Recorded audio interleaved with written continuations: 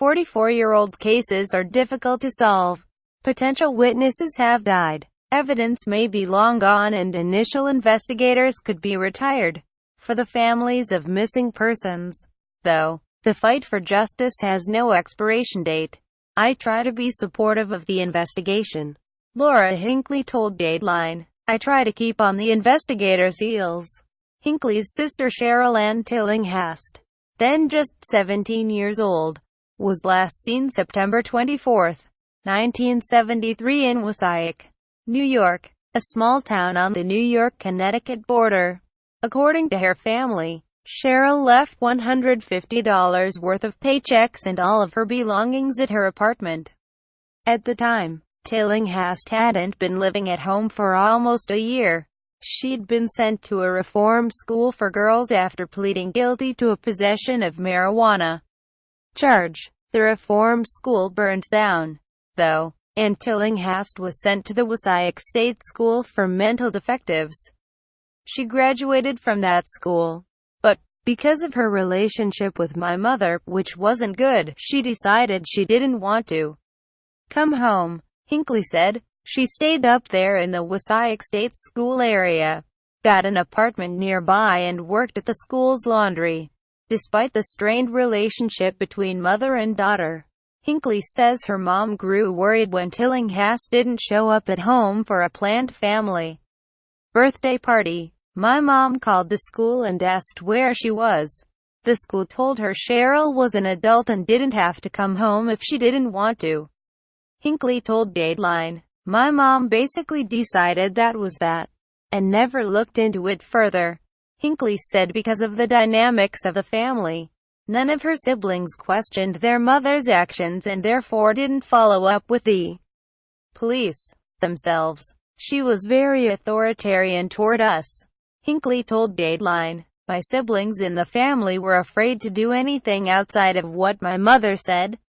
There's a difference, though, between not actively searching for someone and not even reporting them to the police as a missing person. I knew my mother rarely spoke with Sheryl and they had their issues. But surely she'd reported her missing. Surely the police had been looking for her all this time, Hinckley thought. I was only 9 years old when she went missing. So all these years I thought they were looking for her and we're going to find her one day. One day in 1998, to 25 years after Tillinghast was last seen, Hinckley and her siblings discovered the unimaginable. Their sister had never been reported missing to the police. I was shocked, Hinckley told Dateline. She was a 17-year-old child who disappeared into thin air and left behind her belongings. The school had a responsibility to call the police. My mother should have fought for her from the time she knew Sheryl disappeared until she took her last breath. The unfortunate discovery happened by accident. A sheriff in Chester County, New Hampshire had an unidentified remains investigation of a female. New York State Police senior investigator Tom Crowley told Dateline, the sheriff's department in New Hampshire saw a civilian report in New York of Sheryl Ann Tillinghast and they thought it would be a possible match. Investigator Crowley took the case over from senior investigator Alan Dombrowski, who retired in 2012. According to investigator Crowley, Investigator Dombrowski immediately had to contact all the agencies in this area and downstate, where she was last seen, and he determined there hadn't been an investigation at all. There was no missing persons report for Sheryl. Hinckley says it wasn't only their mother who let Tillinghast down by not reporting her missing. She told Dateline her sister had an aftercare caseworker who also should have taken control of the situation. No missing posters were put up. No searches were conducted, Hinckley said. All those adults let her down by not reporting her missing. By 1998, though, the damage done by not having an initial investigation was almost impossible to overcome. It's a bad place to start, obviously, Investigator Crowley said, but Investigator Dombrowski did the best job he could trying to figure out what happened by searching through records to piece together a timeline. despite her failure to report her child as missing. Tillinghast's mother was never suspected of having a role in her daughter's disappearance, according to investigator Crowley, with few leads to go on. According to the investigation's records, members of the New York State Police Intelligence Unit combed through police databases to see if Tillinghast had even existed after the date she was last seen. They looked at pay stubs, taxes, her social security number. Investigator Crowley said, "There was no activity at all. He exhausted every avenue he could to try to find her." Hinckley said, "Then he asked me if me and my sister could give DNA samples so they could compare our DNA to unidentified bodies they found." Despite the passage of time, Tillinghast's case remains open and she is still listed on the New York State Police website as a missing person. There were physical searches of her school conducted with canine assets. "We also did multiple interviews with people," investigator Crowley told Dateline. He said that while the searches did not produce any results, the interviews helped establish what her life was like at the time she disappeared, who she hung around with, what she was doing, etc. There were reports she had a boyfriend at the time, but he is now deceased.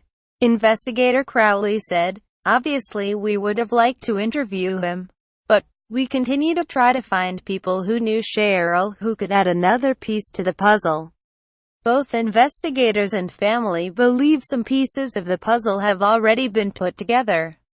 "We think she is deceased, but absolutely the body could be out there," investigator Crowley told Dateline. "That's the direction our investigation is heading. But any lead that comes in, we take that information and we pursue it to its end." Hinckley agrees, adding she does not believe her sister left on her own free will. "I always had a feeling something really bad happened to her," Hinckley said. "She would at least try to get in touch with her siblings, because she loved us very much. There's no way she would have just left." Since Tillinghast was the third oldest of 8 children, Hinckley said she often took on a lot of the caretaking. "She was a mothering figure to us. She cared about us, babysat us," Hinckley told Dateline. "She was the one who, at Christmas time, would make Christmas cookies with us."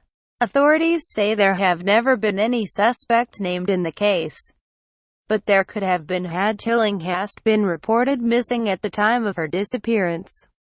As soon as you suspect that someone is missing and the circumstances are suspicious, you should contact the authorities. It's important, investigator Crowley said, and you can't be afraid or hesitate to follow up. "I tell anybody I deal with in these circumstances, they can tell us as many times as they want, as often as they want." Sheryl Ann Tillinghast would be 61 years old today. She is described as being 5 feet 3 inches with brown hair and brown eyes. Anyone with information on her case is asked to call the New York State Police tip line at 1-866-723-3697.